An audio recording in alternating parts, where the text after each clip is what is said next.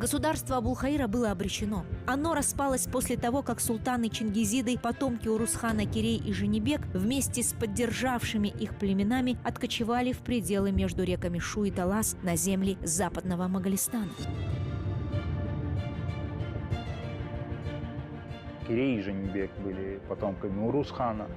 Они его власть не желали признавать, и поэтому ушли в Моголистан, ушли на территорию Жетысу. Они откочевали, просто боясь репрессий.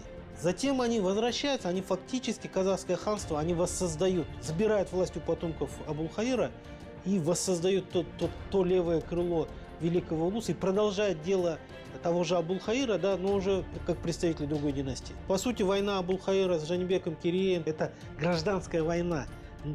Представители различных политических партий, которые представляют разные политические проекты. Вот. И в результате этой борьбы побеждает партия казахских ханов. Этот политический проект побеждает.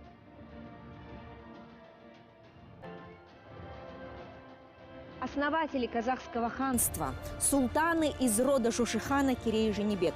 Этот политический дуумвират сыграл историческую роль в формировании не только казахской государственности, но и казахской нации. Именно при них понятие казах из сугубо социально-политического приобрело этническое значение, потому что племена, вошедшие в состав казахского ханства, легли в основу этногенеза будущего единого казахского народа.